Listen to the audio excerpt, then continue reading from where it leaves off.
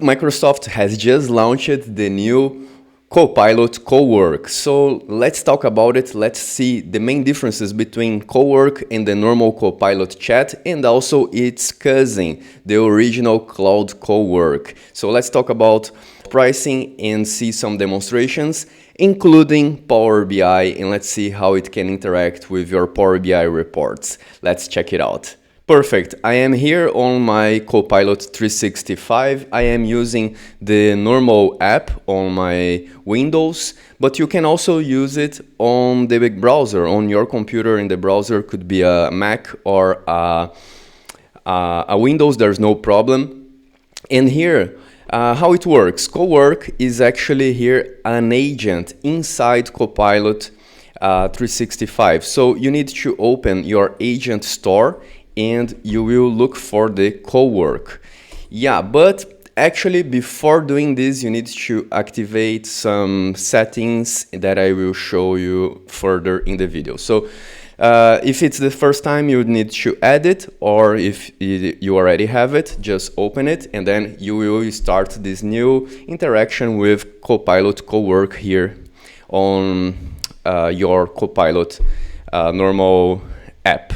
And then here, what is the main difference we can already spot from the normal chat? We have here some new options to customize this interaction. So if you choose, for example, to add work context, you have here the list of files, and now, of course, this is not new, but we already have here something new, that is the skills. The skills, now you can add here some skills. You can import your skills from other AI platforms that you have. You can get this from other sources, and it can make your interactions much richer in terms of context, in terms of quality. If you already have a designed process you want to guide AI to follow, skills is the key for you to provide all these instructions. So this is very, very good. I was waiting for this for a long time, and I'm really happy that now this is in general availability. And you can also here tag people from your organization and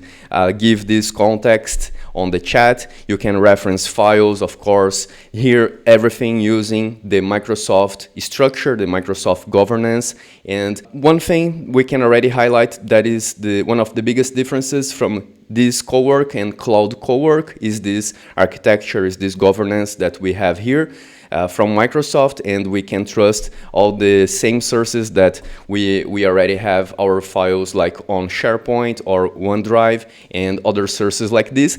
And you can also check here, for example, Power BI. So you can already spot here down in the further in this menu, the Power BI option. This means that you can reference the files, the reports that you have on your Power BI tenant, on your Fabric capacity as well. So I can reference these files here and start a conversation with this. I can talk with my data using Cowork. I really liked this, as this has been just launched. I have been testing this, and it's far from my expectations, really better. So yeah, it's far in terms of it's higher, okay? It's higher than my expectations were in the beginning. I really like it. So I want to show you some initial tests I have been doing. So I have had this conversation about my sales dashboard, and then it can query the data. If it needs to create new DAX queries to query the data, it will create new DAX queries. And of course, this is an MCP server running in the background. And what is the biggest difference between this MCP server and what we can do like on cloud? If you are using the official Microsoft MCP server on cloud, maybe you are connecting to your local Power BI desktop application, and here it's in the cloud, so we are connecting to our Power BI service or our Fabric capacity. And then you cannot change the semantic model here. You cannot, it's not like your live file in your desktop, okay? So it's going to be useful for you to retrieve the data, for you to create some queries. So I see this being very useful for the business user, for the end user to talk with your data. Like this by far, I think it's the best type of interaction. Like in this case, my business user can use some skills that I can already leave this ready for them, and then this can like query the data from our report, our semantic model, and already create a structured PowerPoint file with this data like every day or every week. Every time this business user needs to create this file, let's say. And it can also help you with that famous request, can I export this to Excel? After you finish your Power BI report. So you can export some data later to Excel. As in this chat, you can interact with these files on PowerPoint, on Excel, and it creates this environment. It's an ecosystem of files which AI will be able to interact. So it's a richer experience than the normal chat that we have on Copilot or other simple chat conversations that we have with any AI. So you can talk and ask it to create HTML files like websites to mimic some dashboards, some presentations on PowerPoint. And for this, you can also create your skills, of course, using your company visual identity, the colors, the logo, and so on. So you can really improve the quality. And this is really fast, really fast. In terms of productivity, this is, of course, a game changer. And of course, everything has a price in this world, right? And I can tell you up front, I think this will not be cheap. This will not be cheap. Like if we compare the original cousin, the Cloud Cowork, we have a fixed price. It's the same price per user every month, right? And then with this Cowork, the price is going to be dynamic. Yeah, the price is going to be dynamic. I'm going to talk about this in a minute. So this type of experience here, I really like it. It was really, really fast. And yeah, you can also have other connectors. Here you can open the chat. Let me go back to the beginning. And then you can customize, so you can manage the plugins you have. I already have connected the Fabric IQ, so it gives me access to Power BI. And then you have other connectors here. I believe as this is just the beginning, we don't have a lot, but very soon we are going to see more of them here. And the list of skills. So by default, it already has some list of built-in skills, but you can also customize and add yours and talk to Copilot to create your own skills. This is going to be useful. And furthermore, well, I think here we already have covered most of the features, but something I have found very interesting. You can schedule now some prompts. It's like one prompt you can schedule, you define when, and then you can talk this like in plain natural language on the chat, talk with Copilot Cowork, like I want you to run this prompt every day, in the morning, at night, you choose, and then I have scheduled this daily query, daily cars sales recap. What is this? I am asking here to my Copilot Cowork to do a query, to execute a query on my Power BI report to check how many cars my company has sold in the last day we have in our semantic model, in our database, in our report. So it will execute this query and it will bring this result back to me, and it will send me on my Teams. So it will send me a message like this: daily car sales recap. And then the last date I have, well, it was in 2022, so it's a little bit outdated, but it's the last one. That's the rule. And then in this day, I have sold 3 cars, and it was 3 Honda Civic, because I have asked for the top 3. I only sold this model, so it's all good. And then we can see it here, sent by Copilot Cowork. And well, this means that we can interact with our email, with our teams, with the files on SharePoint, and so on in this environment here. So we can create really interesting workflows and automate really nice tasks to gain more productivity and also make your job easier and with a better quality. And now it's only a matter of you setting up your environment, choosing the skills correctly, refine them, fine-tune them, and then put this to work. And of course, let's talk about how you can do it. Let me show you directly from Microsoft website. Here we have, I'm gonna leave the links here in the description.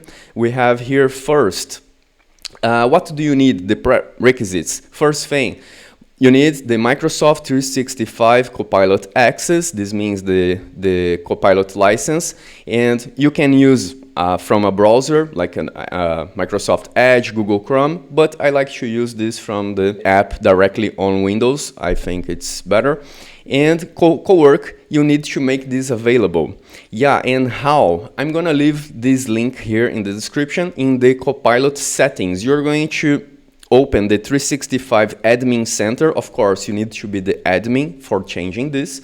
And then you are going to open here the settings. Oops. This is the settings. And then in the settings, you are going to see many options that you can change. The first one, you are going to look for the Cowork. The Cowork in the list. Oh, I'm sorry, there is no Cowork, there is the Frontier. Yeah, you need to enable the Frontier. So you open the Copilot Frontier, and in this case, I have enabled only for my user in my organization, and then you need to enable this. Second, you need to enable the usage-based billing. So you come back here to this list and look for the usage. Look for the usage. Oops. Let me refresh. Usage. So yeah, you turn it on and allow users to discover and use AI experiences enabled by usage billing. And the third one, you need to enable the Anthropic in your tenant. So how you find this? If you type Anthropic, you will not find. You will need to find this option that is AI providers operating as Microsoft subprocessors. So you open this, and then you will see here inside Anthropic, and you need to enable it. And very good, you have enabled the 3 settings on this page, and this is going to make available Cowork in the first place. Now later, if you want to use Power BI, like with this interaction I have just used it, you will need to open your admin portal on Power BI service as well. And in the tenant settings, look for MCP. Type here MCP, and you will see this option that is users can use the Power BI MCP server endpoint in preview. Yeah, and then you enable this. Of course, you can choose for everybody or just for some users. And then that's it. Your Copilot Cowork will be able to connect to Power BI. And then you can talk with your data, which is really, really nice and super user-friendly, this interface we have right here. And now you can ask me about the costs. Yeah, on the official Microsoft website, we have here, I'm going to also leave this link in the description. You can see about the cost management, and this is complex because it's pay-per usage, right? Pay-per-use. So they have left here a spreadsheet that you can simulate your costs, okay? And then you can download this spreadsheet that is exactly this spreadsheet. And first you need, first they categorize some different types of users between these 4 types. The corporate knowledge workers, customer-facing knowledge workers, technical workers, and managers and senior leaders. This means that they have different levels of usage in terms of prompts and complexity of their prompts. And a manager and senior leader, for example, it's going to use less for very heavy and technical usage, okay? So this will be less expensive, it will be cheaper. So if I put here on my list, I'm going to pay for one manager or senior leader, this is going to be about $82 per month, okay? So if I put 2 managers, the cost doubles, 165. Yeah, you can tell me, well, that's not cheap. Exactly, compared to the cousin Cloud Cowork, where we have a fixed price, it's much more expensive. And also, it's like open per usage, and this may fluctuate like every month. So yeah, you bring some part of like unpredictability to this process. And then you can measure here how many people you want to make this available. And also you have some different types of usage. Like you have light, medium, heavy, and you are going to sum by the end here the amount of credits, because all this calculation is based on the amount of credits you are consuming, and then they are going to multiply this by the cost of credits, and this results here in the final price. So you can create your budget, you can create your estimation, and I believe these prices here, Microsoft is like estimating this like to a higher ceiling to avoid surprises. And yeah, let's see how it's going to be in reality and how it's going to unfold. From my point of view, like for developers, if you already use Cowork or Cloud Code, if you already use like Visual Studio with more advanced tools, I see no reason to changing, okay? Now, if your company is more strict, you cannot use cloud, you need to stick with Microsoft solutions, well, that's the first step, right? That's the first step that you can make available for the employees. And yeah, it has all this Microsoft governance backing you up. So it's, I think, already validated by many big companies in the world. And yeah, if it's the only solution, you can opt in for now. Why not? Okay? So leave your impressions here in the comments if you are excited to test this, if you have already tested. And let's see. The usage now is going to tell if this is going to be good or not. So let's see. I am really impressed by this, and I really wanted to share with you. So yeah, thank you very much, and I talk to you soon. Bye-bye.